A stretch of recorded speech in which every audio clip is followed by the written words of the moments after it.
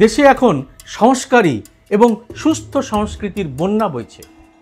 একদিকে কখনো সুপ্রিম কোর্টের প্রধান বিচারপতিকে, কখনো সেনাবাহিনীকে, কখনো কর্নেল সুফিয়া কুরুশিকে, কখনো পহেলগাম হামলায় নিহতদের স্ত্রী বা খোদ বিদেশ সচিব বিক্রম মিস্ত্রিকে রামকথা শোনানো হচ্ছে।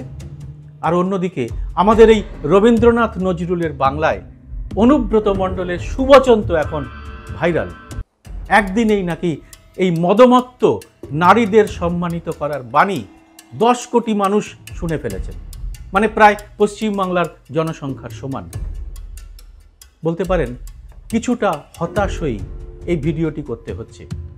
আগে যেসব ভাষা সমাজ বিরোধীরাই বলে থাকতো, সেটাই কি এখন নেতাদের মুখে উঠে আসছে?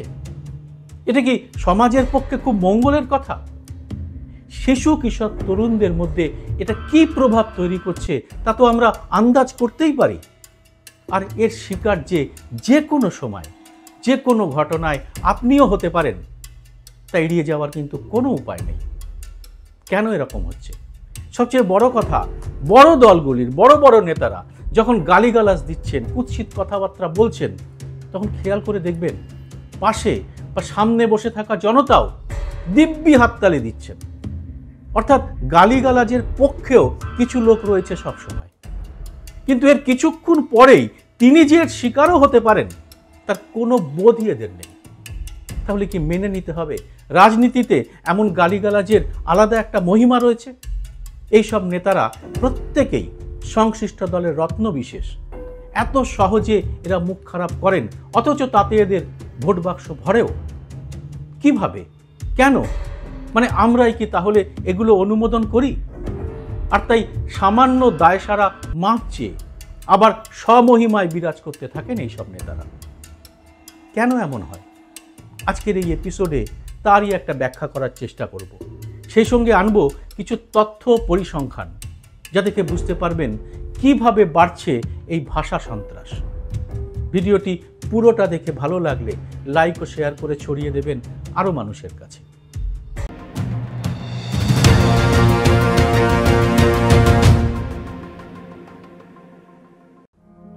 নমস্কার, সবাইকে স্বাগত। আমি সুব্রত বসু। একসময় রেকর্ড ভোটে জেতা হুগলির অনিল বসুর সেই কুখ্যাত কথা মনে পড়ছে? মমতা বন্দ্যোপাধ্যায় সম্পর্কে খুব হাততালি পড়েছিল, কিন্তু নেতা হিসেবে অনিল বসুর রাজনৈতিক জীবন এরপরেই শেষ হয়ে যায়। দল তাকে ছেঁটে ফেলায় বাংলার আমজনতা স্বস্তির নিঃশ্বাস ফেলেছিল। তবে এখন সেই বামও নেই, সেই আলিমুদ্দিনও নেই। এখন মীনাক্ষী মুখার্জি, শতরূপ ঘোষ, দীপশিতা ধর বা সৃজন ভট্টাচার্যরা রাজনৈতিকভাবে তেমন সফল হয়তো হননি, কিন্তু এদের মুখে অশিষ্ট ভাষা শুনতে পাওয়া যায়নি। যেমন তৃণমূলের ব্রাত্য বসু, মহুয়া মৈত্র, ডেরেক ওব্রায়েনদের মতো অনেকেই পেরেছেন তাপস পালের দেখানো পথ থেকে বেরিয়ে আসতে। মুখ খারাপ করে খিস্তি খেউর করা নেতাদের কথায় যাওয়ার আগে আরও কিছু নেতার নাম বলা যেতে পারে। রাজ্য বিজেপির মুখপাত্র হিসেবে পশ্চিমবঙ্গের শ্রমিক ভট্টাচার্যকে গালিগালাজ না করা সুবক্তা হিসেবে মিলিয়ে নিতে পারেন। তাকে অটল বিহারী বাজপেয়ী, আডবাণী বা সুষমা স্বরাজদের ঘরানার নেতাদের মধ্যে ফেলা যেতে পারে। কয়েকদিন আগেই কর্নেল সোফিয়া কুরেশিকে জঙ্গিদের বোন বলে রীতিমতো গালিগালাজ করে পরে ক্ষমা চেয়ে পার পেয়ে গেছেন বিজেপির নেতা বিজয় শাহ। মধ্যপ্রদেশের বিজেপির উপমুখ্যমন্ত্রী জগদীশ দেওরা গোটা সেনাবাহিনীকে নরেন্দ্র মোদীর চরণে নতমস্তক বলেও পার পেয়ে গেছেন। যেমন হরিয়ানার বিজেপি সাংসদ রামচন্দ্র জাংরা পহেলগামের নিহতদের স্ত্রীদেরই দোষী করেছিলেন। সম্প্রতি আবার জম্মুর উধমপুর পূর্বের বিজেপি বিধায়ক রণবীর সিং পাঠানিয়া বায়ুসেনাকেই অকর্মণ্য অপদার্থ আখ্যা দিয়ে বলেছেন, অপারেশন সিন্দুরের সময় ওরা তো ঘুমাচ্ছিল। এরপর কি বলবেন? এদের কারো সাজা হয়েছে? না, হয়নি। এরা সবাই দায়সারাভাবে মাপ চেয়ে পার পেয়ে গেছেন। কিন্তু ধারে ও ভারে বীরভূমের অনুব্রত মণ্ডলের সমকক্ষ হওয়ার মতো দম কিন্তু এই মুহূর্তে বিজেপি বা তৃণমূলের নেতা নেত্রীদের মধ্যেও নেই। যেমন নেই হুমায়ুন কবির বা ফিরহাদ হাকিমের কাছাকাছি আসারও। তবে আপনাদের কি মনে হয় এইসব গালিগালাজের পরেও এইসব নেতাদের ভোট বাজারে দর কমে যাবে? একেবারেই কমবে না, কোনোদিন কমেও না। তার ব্যাখ্যায় যাওয়ার আগে কিছু তথ্য জানাই। কুকথার মধ্যে সবচেয়ে বেশি কিন্তু আসে ধর্মীয় মেরুকরণের লক্ষ্যে, আর ভোটের সময় তা একেবারে লাগাম ছাড়িয়ে যায়। যেমন লোকসভা ভোটের সময় আমরা শুনেছি প্রধানমন্ত্রী নরেন্দ্র মোদীর মুখ থেকেও নানা রকম অদ্ভুত অদ্ভুত কথা।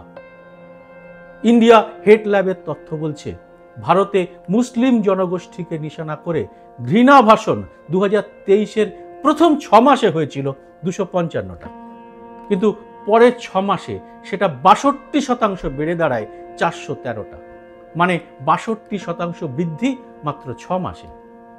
দুই মিলিয়ে 2023 সালে হেড স্পিচ গিয়ে দাঁড়ায় 668টার উপর। এই ঘৃণা ভাষণের কৃতিত্ব পুরোটাই বিজেপির বিভিন্ন স্তরের নেতা এবং মন্ত্রীদের, আর এসবই সংখ্যালঘুদের বিরুদ্ধে করা হয়েছিল। এই ঘৃণা ভাষণই রাজনৈতিকভাবে লাভ দিয়েছিল বিজেপিকে, আর এরপর থেকে এটা আর রোখা যায়নি, লাফিয়ে লাফিয়ে তা বাড়তে থাকে। আর ভোটের বাজারে তো এরকম কথারই রমরমা। বিশেষ করে বিজেপি শাসিত রাজ্যগুলিতে মুসলিমদের বিরুদ্ধে ঘৃণা ভাষণ এখন এমন একটা জায়গায় চলে এসেছে যেখানে তাদের সরাসরি আক্রমণের কথাও বলা হচ্ছে। আর গোরক্ষক বাহিনী তো এখন ফলিতভাবেই মুসলিমদের উপর চড়াও হয়ে তাদের প্রাণে মেরে ফেলার ঘটনাও ঘটাচ্ছে। রাজনীতির ব্যাখ্যাকারেরা এটাকে মেরুকরণের রাজনীতি বলেন, কিন্তু অনুব্রত মণ্ডলের গালিগালাজের সঙ্গে এই মেরুকরণের কোনো যোগ নেই। সেখানে রয়েছে নিজের দাদাগিরি ফলানোর এক নির্লজ্জ প্রয়াস। যেমন দিলীপ ঘোষের অমর বচন, শিল্পীদের রোগড়ে দেওয়া জাতীয় কথাবার্তার মধ্যেও কোনো মেরুকরণ ছিল না, ছিল পাগলা জগাইয়ের এলোমেলো কথা, যা মানুষকে বেশ আমোদ জোগাত। কিন্তু এসব কথাকে কেউ খুব সিরিয়াসলি নিতেন কি?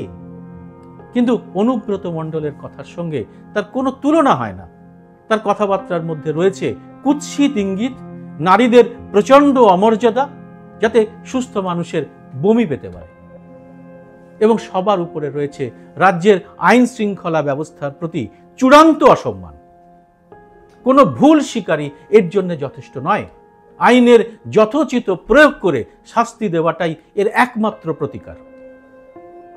জনগণ এসব শুনে ছিচিৎকার করেন, এদের সমালোচনাও করেন, কিন্তু প্রশ্ন, এরপরেও এদের বাজার দর কমে কি? নেতা হিসেবে কি করে তারা দাপিয়ে বেড়ান নিজের এলাকায়? আর ভোট ক্যাচার হিসেবে মুখ্যমন্ত্রী মমতা বন্দ্যোপাধ্যায় কেন এদের লালন পালন করেন? বিপক্ষকে কিংবা অবাধ্য সরকারি আধিকারিককে বাপ মা স্ত্রী তুলে খিস্তি খেউর করার অধিকার কে দিয়েছে এই অনুব্রত মণ্ডলদের? এই প্রশ্নের জবাব কিন্তু দিতে হবে রাজ্যের মুখ্যমন্ত্রীকেই। একটু পেছনে যান, মনে পড়বে গত পশ্চিমবঙ্গ বিধানসভার ভোটে নরেন্দ্র মোদীর সেই দিদি ও দিদি সংলাপ, আর মমতা বন্দ্যোপাধ্যায়ের সেই অবিস্মরণীয় কথা, যাতে তিনি বলেছিলেন কোমরে দড়ি বেঁধে ঘোরাবেন দেশের প্রধানমন্ত্রীকে।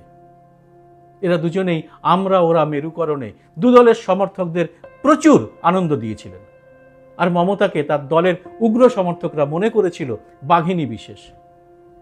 অর্থাৎ দুই দলের অধিনায়কই নিজেদের লাগাম ছেড়ে দিয়েছেন দলের এই সব নেতাদের হাতে। এখানে কুকথা মানে এক ধরনের মাস্তানি, এখানে কুকথা মানে যুক্তিবুদ্ধি হারিয়ে অন্যের পরিবারকে হেনস্থা করা। এই মাস্তানি থেকেই তৈরি হচ্ছে এক একজনের বিশেষ ইমেজ। যেমন উত্তরপ্রদেশে বুলডোজার ইমেজ নিয়ে যোগী আদিত্যনাথ ভোট বাক্স ভরান, অনুব্রত মণ্ডলদের ভোট বাক্স ভরানোর জন্য আছে গুড় বাতাসা বা চড়াম চড়াম ঢাক। সঙ্গে যুক্ত করুন বেয়ারা অবাধ্য সরকারি আধিকারিককে হুমকি দেওয়া, পুলিশকে বোমা মেরে উড়িয়ে দেওয়ার মতো বিখ্যাত সব সংলাপ।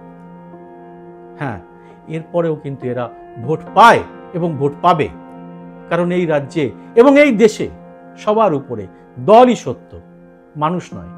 সভ্যতা সংস্কৃতির গাল ভরা কথা মঞ্চে বলা যায়, চৌরাস্তার লাইট পোস্টে কিছুদিন রবীন্দ্রসঙ্গীত বাজানো যায়, কিন্তু ভোটের বাজারে অনুব্রতদেরই দরকার, দরকার নিশিকান্ত দুবে, বিজয় সাহদের। তাই তাদের কোনো শাস্তি হবে না। কুকথার আলোচনা তো অনেক হলো, এবার একটু সুকথায় আসি।